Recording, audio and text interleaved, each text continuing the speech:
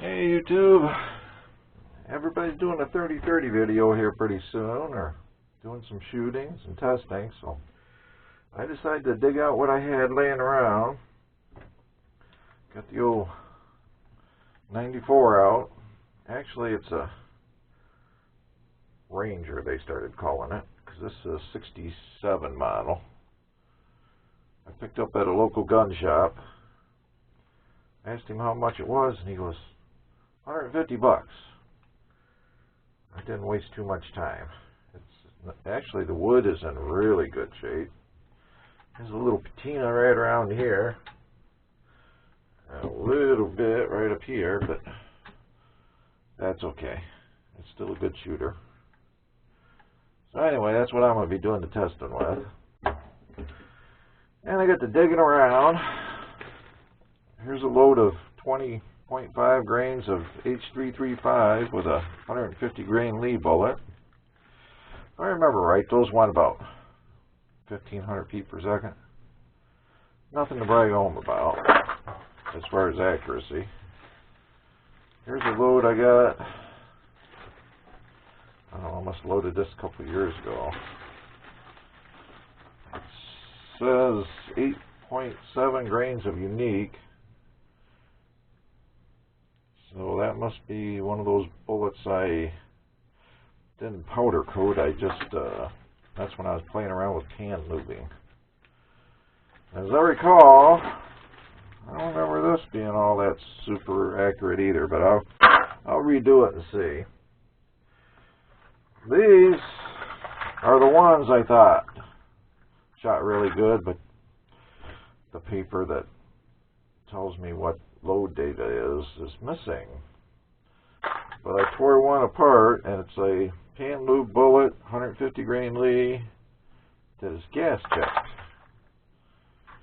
And one of the reasons I rarely gas check is because when you pull the bullet apart, I don't know if you guys can see that, but the gas check is still in there.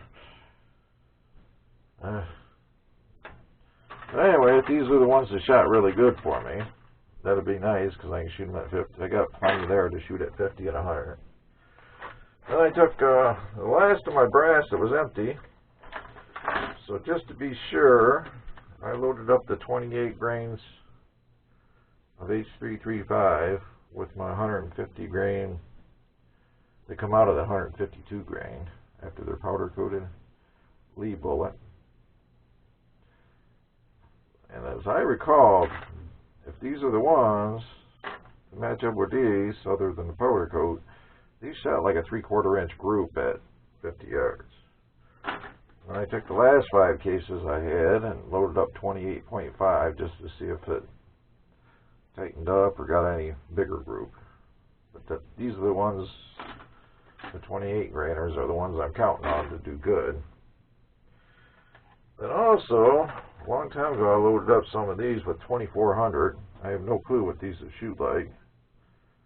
But I loaded up 5 at 14 grains, 5 at 14.5, 5 more at 15, 5 more at 15.5, and 5 more at 16 grains. With the same 150 grain Lee bullet. And then, last but not least, I have some bullets that PC Bullet sent me. They look like that, and they're a 177 grain cast bullet. And I think they're a Lee bullet. I'm not sure. I'd have to ask him. But I loaded those up with 28 grains, and I didn't really even test them too much because they kicked like you would not believe. These felt like a heavy 30-06 out of this little light carbine. I remember they shot, but I'm going to do a retest to see what kind of group they shot. But 28 grains of H335 in those had a thump to them. So, just gonna let everybody know what I'm going to be trying out. Hopefully they do good. And I'm hoping these are the ones that I had tested out last year, year before, and shot so good, but somehow I lost the card for it that tells me what they are. These ones I at least took a magic marker and wrote down what the powder charge was. So anyway, I've got a few things to play around with this 30-30 thing, so maybe down the road I'll try some different powders, but if these shoot like I think they're going to shoot, I don't know, I pretty much have my load for the 30-30. No sense messing around with a bunch of different other powders because I doubt they're going to do any better than that H335 did.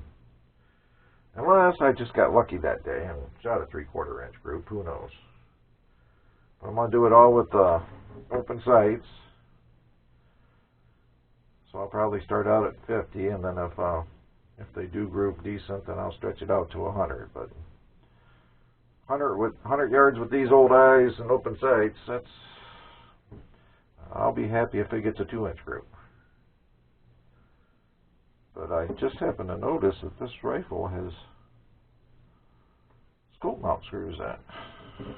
Apparently this angle eject model, you put a scope on it.